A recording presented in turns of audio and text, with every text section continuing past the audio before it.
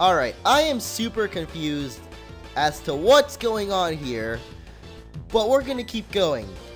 I don't know if as a Nuzlocke, I guess you'll see the title of the video and you'll know exactly what's going on. But what's up, guys, and welcome back to Sacred Gold Not-so-locke, I guess.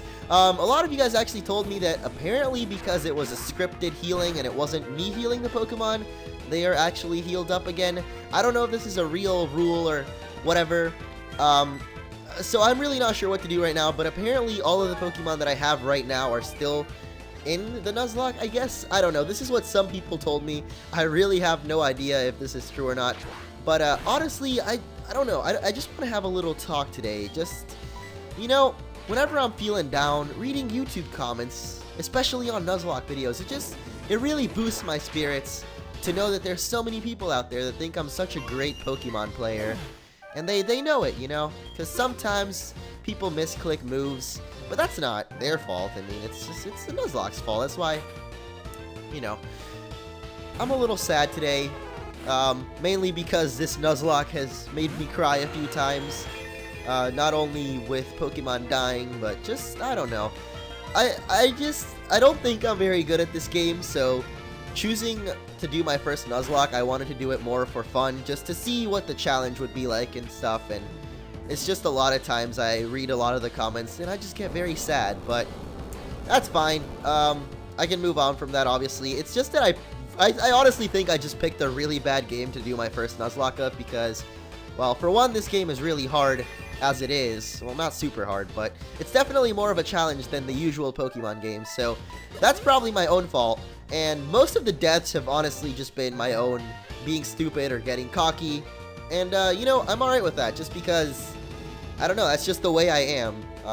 And I've never claimed that I'm super great at Pokemon or a Pokemon Master or anything like that. That's why I don't play competitive battling, because honestly, I'm not very good at the game. So yeah, this was fun for a while. I guess I'm just going on a little rant. This will be the rant episode. I don't usually do them. So, this will be the rant episode. I'm going to continue this playthrough, not as a Nuzlocke, but as a Not-so-locke, I guess. And I guess we're beating Giovanni here. Just because, yeah, I enjoyed the challenge while it lasted.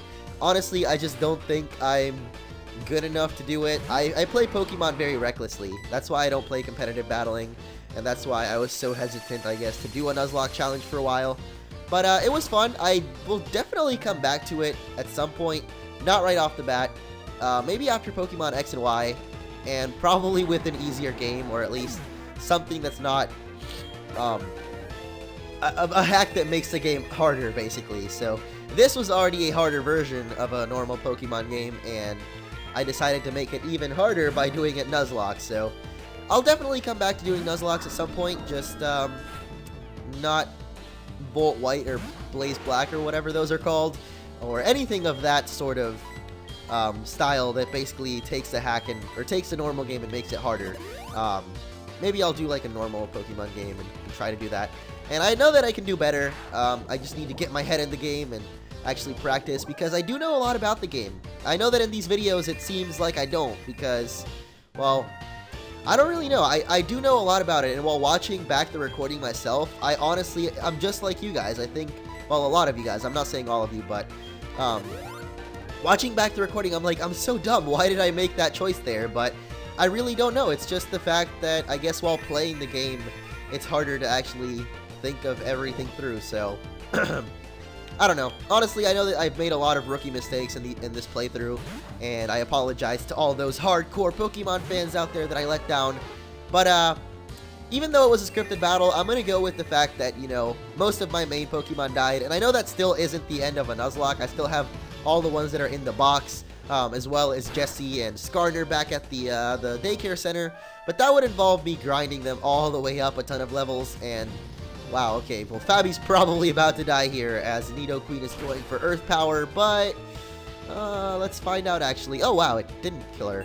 Fabi's actually pretty tanky. I never really realized this. But yeah, I just really don't, I'm not up to grinding a ton of Pokemon just to keep the Nuzlocke challenge going, just because, I don't know, I guess my fun with it is done. I had my fair share of fun with it, but now it's more like, oh man, I have to push myself through this playthrough because I gotta beat it as a Nuzlocke. So I'd much rather just keep having fun with this game, bring back a couple of the all-stars from the playthrough, and I know a lot of people were excited for that, so that's what I'm going to go with. Just bring back a couple of the team members that a lot of people like from the playthrough, and finish up to Lance, because X and Y is just around the corner, and I don't want to have anything, I guess, with Black or X and Y. When I do X and Y, the playthrough of it, I just want that to be the only thing. And this double edge, wow. Alright, so one hit kill double edge right there. That's pretty fun. So, well, I guess Gogglehead would have died anyway if I kept this going as a Nuzlocke. Because I'm actually I'm going to keep doing it as an all-star run, but I'm still going to try to, you know, keep as many Pokemon as I can alive and catch stuff in the first round and stuff. I don't know. I guess it won't be a Nuzlocke anymore. So for those people that are Nuzlocke purists, I guess they call them. I don't really know what to call them, but basically if you follow the strict Nuzlocke rules, this playthrough will not be for you, man. Actually, this playthrough already wasn't for you, because I've been doing so much crazy stuff, and I'm not very good, so, yeah. Anyway, Giovanni's last Pokemon here is Tauros. If I had gone with, I guess, the rule that all of my Pokemon were healed with the Giovanni battle, Gogglehead would have already been gone. I guess Babby would still be in the running, but, well, we'll see right now if he can one-hit kill this Tauros, and, oh, come on! Are you serious? Do you see the HP on that Tauros? That's like 1. Maybe like 3. 1 or 3. Definitely not 2, though. Watch it be 2. There's no way I can tell. Alright, Raichu, it's your turn. Another thing I completely forgot, because it's not a usual thing. Raichu had Surf and Fly. Alright, a lot of people pointed this out to me. I guess there was a Pokemon that I could have beat with Surf. But I honestly didn't remember, because surfing and flying Pikachu is not a normal thing that you get in the games usually. There's only like 2 in existence or something. And this one's not even a real, because it's a pack, so I completely forgot. I'm sorry, I forget a lot of things. That was my little rant on Nuzlocke. In the end, you know, as I said, I had a lot of fun with it, but I think my run is over, and I'll definitely go back and do another Nuzlocke, as I said, in the future, but probably on an easier game, just because, yeah. And that ends my rants on stuff, so, hope people don't take that to heart, even though I know some people will, but that's my, not 50 cents, because I don't even have any change. Alright, once again, a child defeats Team Rocket. Is Team Rocket forever doomed to be defeated by mere children? Okay, and they're gone. All these guys is gone. Look at that Raichu. That actually looks pretty dang cute outside of battle. I'd never seen him outside of battle. Oh, you've already defeated them. Thank you. Your courageous actions have saved Pokemon nationwide. You're well worth this. Please take it. And we get the Rainbow Wing. So actually we have the, I completely forgot that before the entire little Claire event and whatnot, or before going to the last gym of Claire, actually, there's the legendary event with Ho-Oh in this game. According to my friend from Scienwood, the legendary Pokemon will not appear if you just go up to the top of Bell Tower, with only that Rainbow Wing. Apparently there's something else you need or something like that. I wonder what it was. I can't remember. Oh, man. I think... Wait, what? What do you say about Fake Out? I think we're actually supposed to go to Ecruteak City now and do the Kimono Girls, if I'm not mistaken. I don't remember exactly when you do the Kimono Girls in this game, but I think it's now, and you end up getting something else in reward for it, and then you can do, like, the Bell Tower. Or I think we actually have to go to the Whirl Islands in this game as well. I really don't remember. We'll figure it out. I haven't played Heart Gold in a while, Heart Gold Soul Silver, basically since they came out. Actually, no, I did play it another time, but I didn't get this far into the game. I did mention I was doing, like, a solo Rattata challenge, kind of like the Youngster Joey challenge. And I got about to the 6th gym, so I didn't get this far exactly. So I really don't remember what the main event of this game is like. I do remember a really cool cutscene with, like, Lugia coming out of the waterfall, and I don't think I ever played the Ho-Oh one, so I don't know what that one looks like, but I think you just kind of have him show up at the top of the Bell Tower. Okay, this poison sound is getting super annoying, so let's head into the Pokemon Center, heal up our Mons, and we're going to do a little bit of switching in and out. As I mentioned, I'm going to stick with my idea of doing an All-Stars run, just because, I don't know, what's left of this game, I do want to finish it. I don't want to leave you guys hanging just because the game, or I guess the Nuzlocke is over. I already went over all of it. I know it's not technically over, but you know, I'm gonna say that it's over just because my main guys died. Fabi died. That pretty much broke me when Fabi died. I don't know if you guys noticed, but after that, I just kind of stopped caring. And that's probably why I ended up losing everyone else, just because. So, let's go ahead and deposit everyone that I guess, not technically, but pretty much died in the box here, in that archer battle. If it wasn't for the wonderful Giovanni, they wouldn't have died, but there we go. I'm just gonna deposit everyone here. Actually, Sleep Creep, you go in here, because you didn't really die.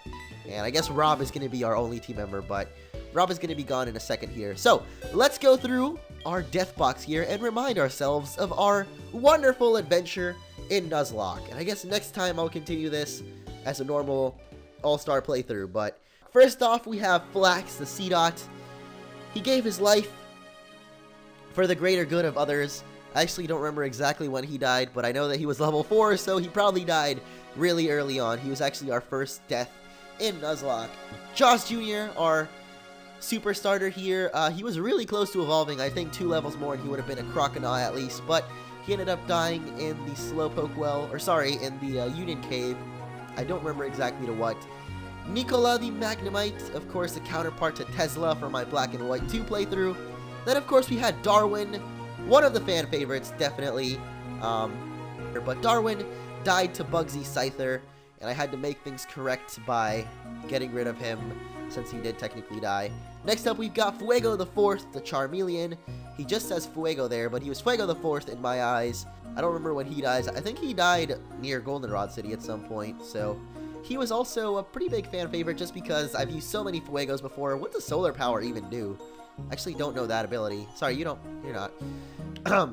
Ramus the Grottle, our 3rd starter. We had actually 4 starters. One of them, did any of them make it through? I don't think any of our starters make it through. Nope, all of them died. Jaws Jr., Fuego the 4th, Ramus the Grottle, and of course Finn the Swampert. None of our starters survived. That really sucks, but Yegdip, of course, one of our ace Pokemon. He was also pretty close, I think 3 levels off, and I don't remember what he died to. I think it was Morty's Gym or somewhere around there, maybe. Yeah, that was Yegdip. He was really awesome, also one of the fan favorites. Elekid, I don't even remember getting you. I think we literally caught you and then you died in the next route, so that kind of sucks. Pelipper, I do remember having you in the team. Pedo, yes. And then I added a second Pelipper, which I'm pretty sure is over here. Pico, the Wingull. So yeah, we had 2 Pelippers, but this one died. Of course, we have Finn the Swampert, one of my favorites in this playthrough. And one of the, I guess, my first major death. Well, Darwin was pretty major. I was kind of bummed because I really wanted to use Glaceon, but Finn the Swampert, he was great. And then, you know, there was that Weeping Bell with the one thing, the Whiplash. I don't even remember, man. But, of course, had Bolt, the main Electric. I made a desperate attempt to add an Electric type to our team just so that we could handle some of those pesky flying and water types, because we didn't really have anything much to handle those. And of course he ended up dying out of nowhere. Duchess is of course from the way back in the beginning of our playthrough. I really tried to use Duchess as much as I could, but it ended up just being one of those Pokemon that I guess didn't find that much usefulness. She probably would have been really helpful in the Elite Four. That's mainly why I was keeping her around, at least for like Bruno. Is Bruno even in this game? Savage the Sharpedo, another favorite of people. He was recently added to the team, but he was still definitely one of the favorites just because he seems so cool. He's Sharpedo. He's awesome. I think he's an awesome Pokemon. Not many people use Sharpedos on their teams, but I still think he's awesome. Water and Dark type is really cool. Never forget. Of course, we have our latest losses. Gogglehead the Flygon. One of my favorites personally. I don't know if he was really a fan favorite, but he was definitely one of my favorites on the team. Fabi the Beast. How can we forget you?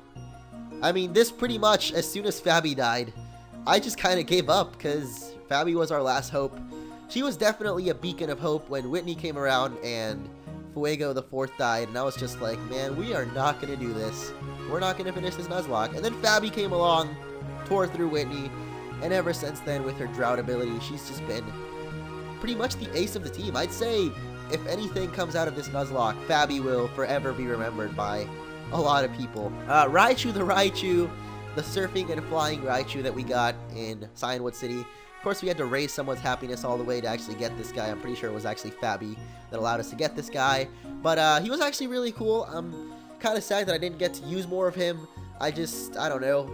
Yeah, I definitely could have made more use of this guy, but I suck. And finally, we have Spectre Spiritomb, kind of falling in the same category as Duchess, where I was just kind of saving him because his Ghost and Dark type would have been really helpful against Karen and Will of the Elite Four, so I was just kind of saving him as well.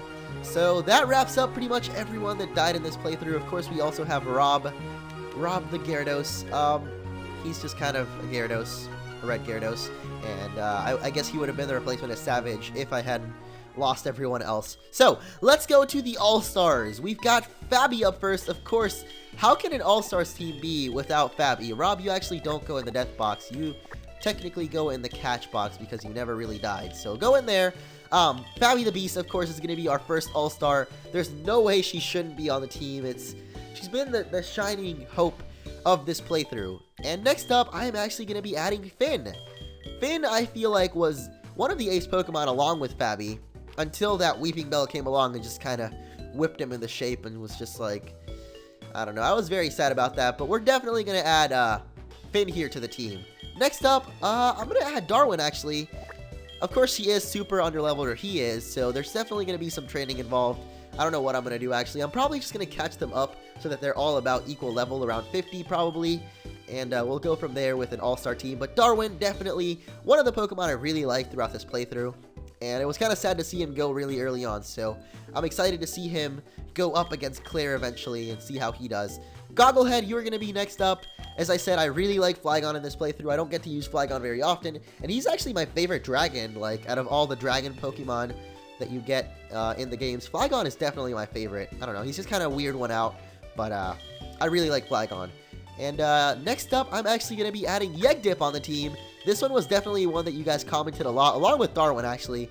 A lot of people seem to ask for Darwin and Yegdip, because Yegdip was actually really good throughout the beginning of the playthrough. At least up to until halfway through, and then I don't remember what he died against, but he was actually really good. And of course, that leaves one more Pokemon that we need out of the All-Stars. Which one could it be? Which one will make it? Savage, will it be you? I know you were really awesome. Duchess was really awesome. Ramus, Fuego, which one will it be? None other than Flax the Seedot. This one is definitely an odd one out. I know a lot of people aren't expecting this one, and I'm sorry if you don't like this guy, but I've never used a Shifty before, and I've always really wanted to. I think he's a really cool Pokemon, so I'm going to add Flax to the team just because he was the first one to go out, and I think he's part of history because he is the first Pokemon in any of my Nuzlocks ever, because this is my first Nuzlocke to ever go down. So that is going to be the All-Star team, guys, and so next episode we continue as I guess a normal playthrough all the way and hopefully beat the Elite Four. So, thank you guys for watching. I know this has been a weird episode, just kind of reminiscing about the Nuzlocke, because pretty much it's over. So, yeah, if you want to leave a cry of sadness or any of your complaints down below, go ahead and do that, and I'll be sure to read them and probably cry myself to sleep. So, thank you all for watching, and see you guys next time.